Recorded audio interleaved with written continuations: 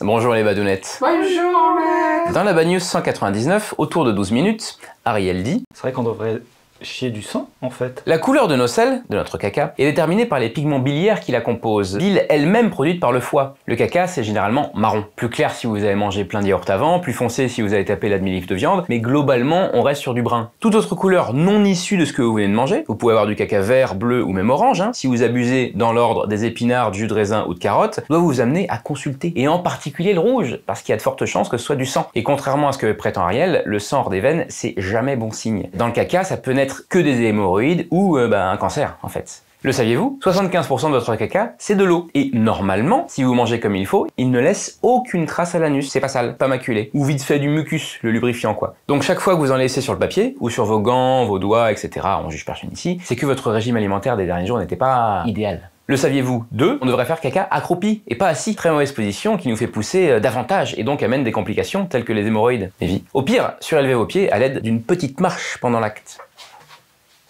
Il a la petite marche. Merci. Une petite marche pendant l'acte. Merci, monsieur Mourier. Et d'ailleurs, c'est pareil pour les femmes enceintes. Elles devraient accoucher accroupies, laisser faire la gravité. Et ça, c'est autre chose. Le saviez-vous? 3. Chaque astronaute ayant fait un séjour sur la Lune y a laissé une moyenne de 4 sacs de caca. Et quand vous apercevrez une étoile filante, c'est peut-être encore du caca, expulsé de l'ISS, la Station Spatiale Internationale. Allez, merde à tous les badounettes. Au revoir maître. D'ailleurs, tu sais pourquoi on dit merde à la fin d'une pièce de théâtre? Les cochers, avec leur carrosse qui venaient se mettre devant le théâtre, plus il y avait de merde devant le théâtre, c'est-à-dire plus les chevaux faisaient caca, et plus ça veut dire que la pièce était successful, plus la pièce marchait. Donc merde, c'était on te souhaitait de la merde devant ton théâtre pour qu'il y ait beaucoup de gens qui soient venus voir. Ah bah, on en apprend tous les jours.